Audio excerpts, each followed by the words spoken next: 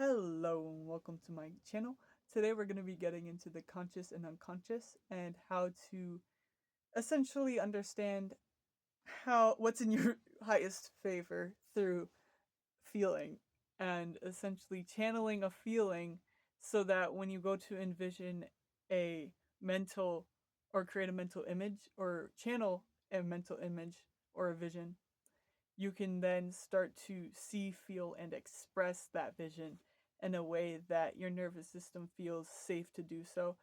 And essentially, I have built a relationship, with anyone can, with with my nervous system, and I realized throughout the years that the more I started to release tension, whenever I started to get defensive, or that, for instance, whenever like there was experiences that my like it felt like my organs never really let go or released. And then I found out years later that when you metabolize your emotions, because your emotions are lipids, that if you don't metabolize your emotions, it'll go into your tissues.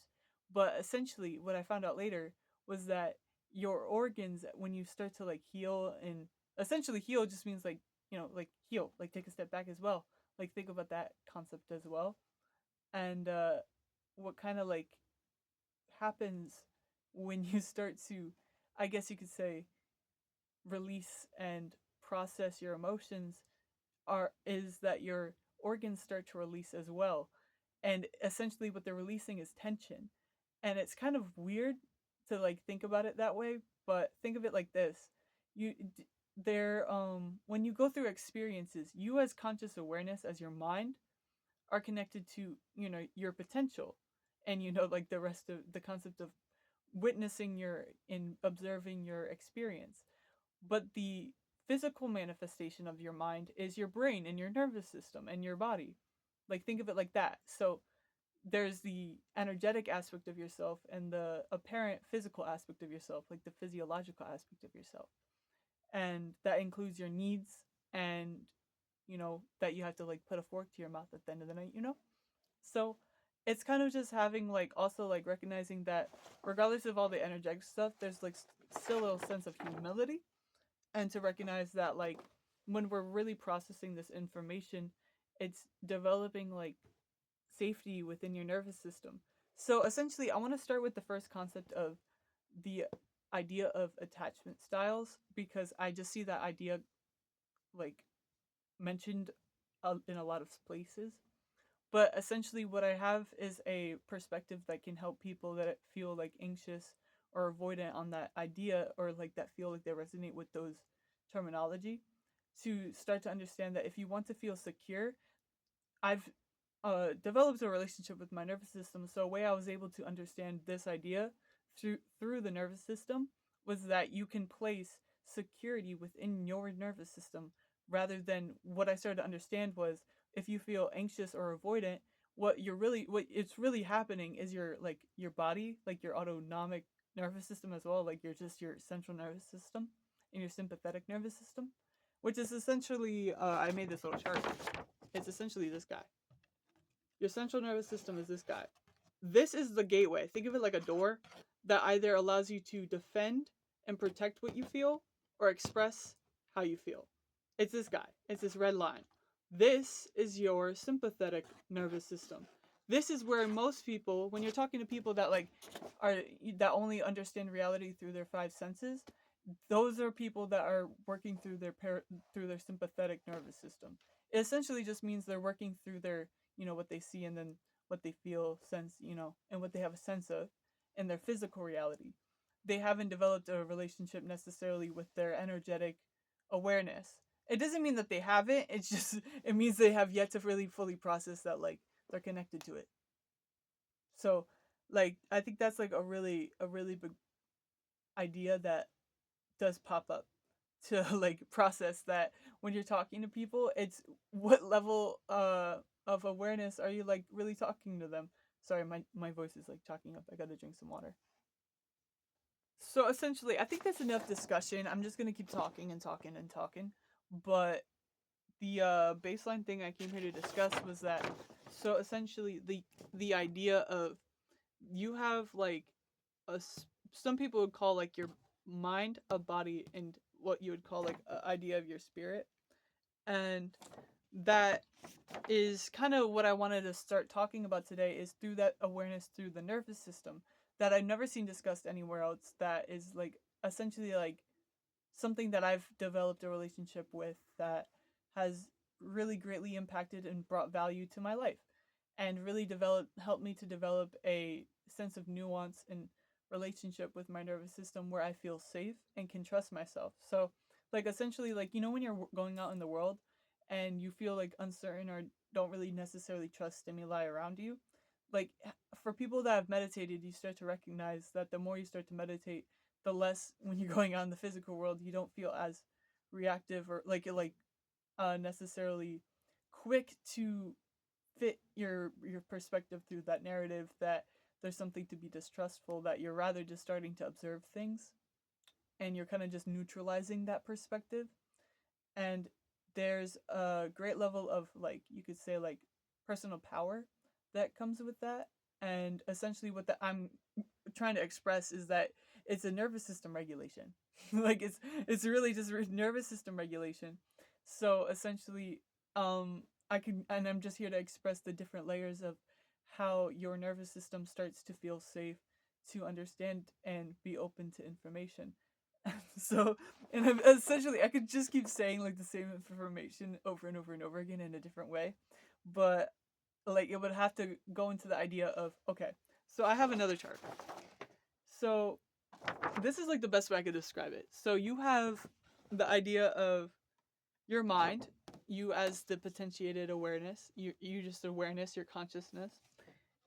And then there's the idea of your conscious awareness, and that would be coined your explicit memory in psychological spaces, in spaces that, like, for instance, when you're thinking like trying to understand philosophy and like trying to understand like you know, like just trying to understand your general nervous system in relation to consciousness.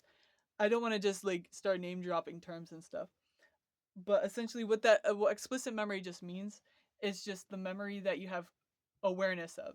For instance, you having awareness of the language of English, so you can understand what I'm saying right now. Whereas if you were to forget the language of English, that would be coined your implicit memory. And in psychological terms, explicit memory, your awareness consciously, is called your conscious awareness in psychological spaces. In implicit memory, that is coined your unconscious memory. What is, for people that know what those terms mean, it essentially just means, again, just implicit memory would mean the memory that you experienced, and now when you're like going out in the world, you've like kind of just forgot about it. So essentially, like for instance, you may have experienced something when you were very young and you forgot how it made you feel, how somebody essentially may have made you try to make you fit a role, the actions and behaviors that took place around you, or you may have had to embody or have been instructed to do for your safety. These are very important things to recognize. This becomes a part of your implicit memory if you forget about things like this. So essentially, and like the way it made you feel specifically, and maybe even essentially underneath that, what people call your belief system, and essentially some people call, when they're talking about unconscious beliefs or negative unconscious beliefs, they're talking about negative implicit memories that made you feel like your power was displaced. And essentially, through the terms of the idea of your secure and avoidant or anxious attachment styles, the way you would be a secure attachment style is placing security in your nervous system in the present moment. In retrospect, when you're thinking back to, like, for instance, you're like, you could say, okay, that's nice to talk about and put up in theory. What about when I went through something in the past and it made me feel like I displaced my power, like in a time or a place or a time and space? Like, you know, that's kind of like a great way of describing it. And you can describe it and start to like view that and start to say, okay, well, really, when we start to view it, like when people are talking about shadow work, I would really want you to understand, like, besides just the terminology, shadow just means energy you spent. So essentially, that just means kind of like the energy that was spent at a time and space that you may have either like experienced and forgot about. That's essentially what people are talking about when they're talking. This is in retrospect to nervous system work. When we're talking in retrospect to not putting this into consciousness, not trying to play this up in your imagination, like really centering this in your nervous system. This is you building a relationship with your nervous system. Like I really, and then like it even gets deeper to this. When we're talking about conscious and unconscious, when we're talking about people building a relationship to their conscious awareness, people that have had to develop, like, for instance, just awareness through their five senses would be through their peripheral nervous system, the dark blue. People that develop awareness of themselves mentally, intellectually, start to develop nuance and like dimensional thinking, you know what I'm saying? And seeing through things through multiple perspectives, you can start to see that that's the central nervous system. And that's essentially like the gateway to you either feeling defensive about something and reacting, or responding and or seeing the opportunity. And essentially in reference to brain waves or the right brain left brain idea, what that means is your idea of who you know yourself to be as of yet, your explicit memory, would be stored in the idea of your left brain. The idea of your potentiated energy, where your awareness is, where you like, for instance, when you're thinking of the future and you're like, what, or if you're thinking even of the present moment, you're like, if I knew what I could be doing, I'd be doing it right now. That's through the right brain. And it gets activated and you connect to that consciously, like as your awareness, like, and really start to work and start to express it, start to feel safe to see, feel, and then express it rather than see, feel, or replicate something you've seen before, maybe in your implicit memory. Or maybe even, for instance, like it literally goes so deep. Like I could give you an example. For instance, what this means in like in retrospect is like, let's say you had an experience with like scissors, right? And when you were young, somebody really ran up to you and started waving scissors in your face, and you forgot about it, right? So now when you're an adult, when somebody has scissors around, you start freaking out. You start like your body's just on edge. It doesn't know how to feel because it's just had a really whack experience before. But you don't know. Let's just say you don't even remember that experience about it, right? Because it just made you feel really uncomfortable in the past. This implicit memory comes through not as necessarily the memory, but as the behavior. And this is what people mean when they're talking about unconscious behavior, a memory coming through your nervous system. And essentially, what your nervous system is a memory processor. Look it up. It's a memory processor. Your nervous system is a memory processor. So when we're talking in reference to explicit memory and implicit memory means also where you have yet to meet yourself, where you have yet to see your soul unravel through your potential, seeing yourself try new things, being curious, trying new things that make you feel like you're creating something that is expressing yourself and you're getting to meet yourself through that. That's a very, very deep process, and that's a nourishing process for your soul, for your spirit. And essentially, what we're talking about is something that you're meeting frequently, which essentially becomes what people coin your frequency. That makes sense? That's what people mean when they're talking about that. But essentially, when this is something that you're embodying, it's not something that you have to necessarily consciously think about, but it becomes something that is essentially like something you radiate.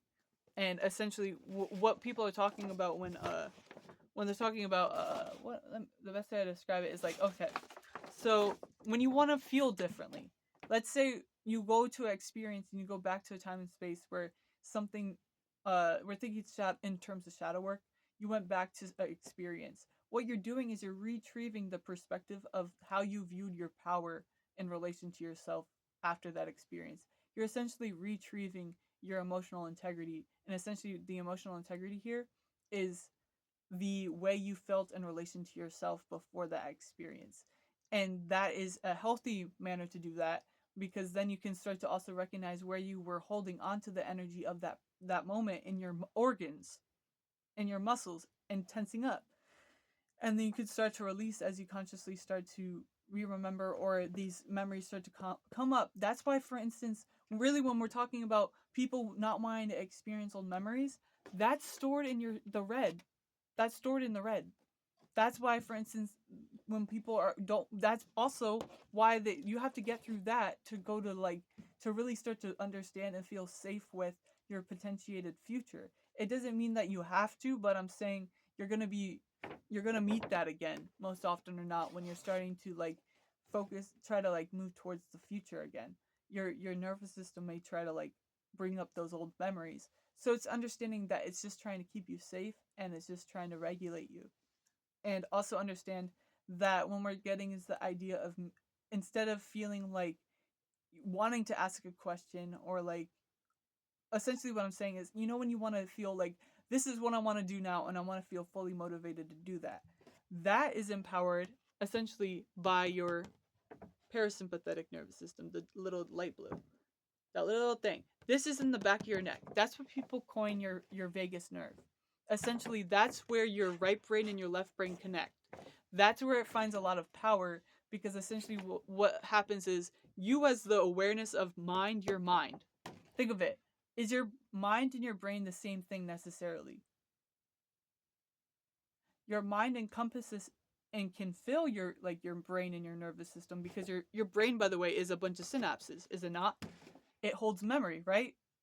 But what you have to understand is it's not just up there. It's all the way down your back. It's your entire central nervous system. And also your eyeballs. Your eyeballs are extension of your brain. So keep that in mind. So that's also why some things are so visceral.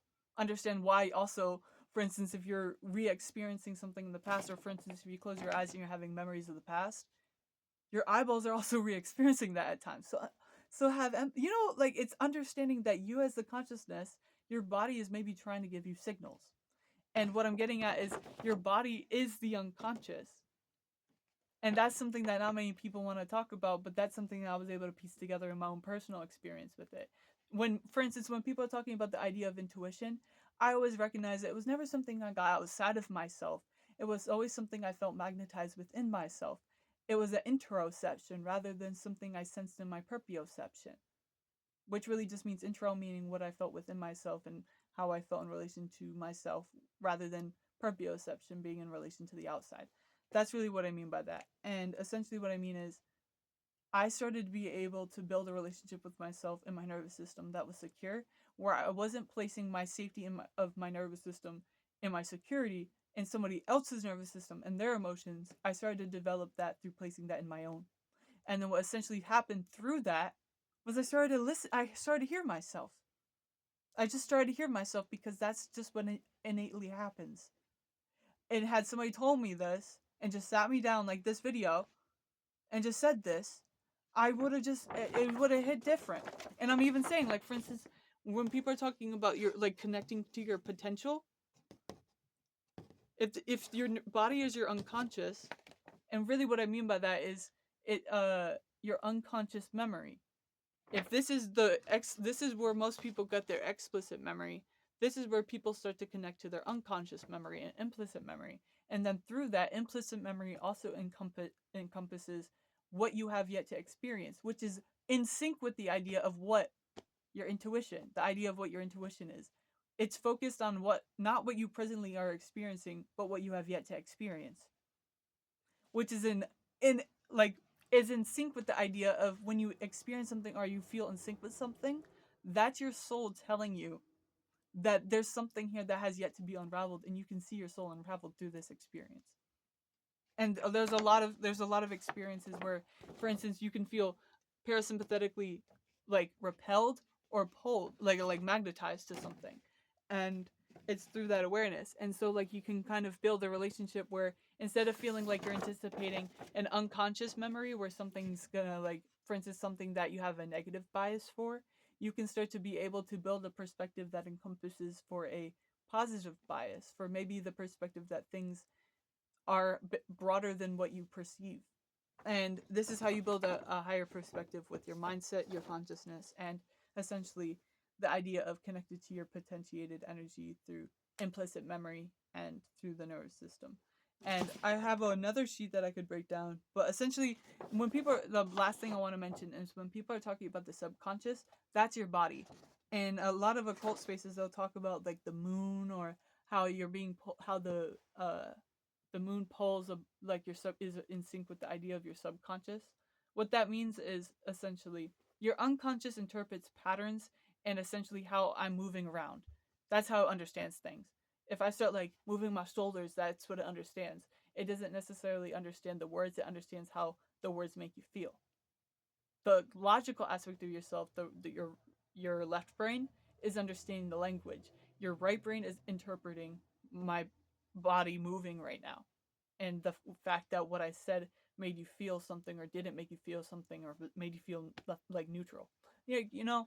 So that's essentially what I want to talk about. And through nervous system regulation, you could connect to the idea and start to really feel your highest favor. And that's a parasympathetic vibration that then is in sync with when people are talking about trying to like create a vision for yourself or trying to embody like something that you see, feel, and then express in alignment with like your highest alignment or your highest self. They're talking about the idea of being in alignment with safety within your nervous system, and then listening to what you feel called to express and create. And through that, it's a regenerative force, and it's like a medicine rather than a poison. And it's regenerative, and you start to see your resilience take like unfold. So essentially, what and through that, what essentially you're doing is you're pulling from your unconscious implicit memory. So essentially, what I'm saying is, the more you start to ask your body if this is your unconscious, and you start to ask your body or your heart, think about it like your heart is your unconscious. You ask your body like, what do you have to tell me? What do you have yet to say? What do I have yet to experience? Bring me to clarity. Clarity come. Bring me to clarity. Body, clarity come. Like essentially, bring me to clarity. And what happens is your body is like an intelligent force. So what happens is when you start to do that through play, think of it like this: your conscious awareness interprets like serious things and stuff. Your unconscious likes play and it likes stories. So essentially, if you can start to just have fun and then say stories, you can bypass your conscious awareness and enter into your unconscious and essentially start to essentially you could make your body like its intelligent force start to give you more ideas. And essentially, this isn't just all up in the air, by the way. This is brainwave work. This is literally brainwave work. I broke it down to brainwaves, down to the memory. So essentially, you could look up brainwaves, but essentially like the brainwaves associated with like you like being active and aware, those are your conscious awareness.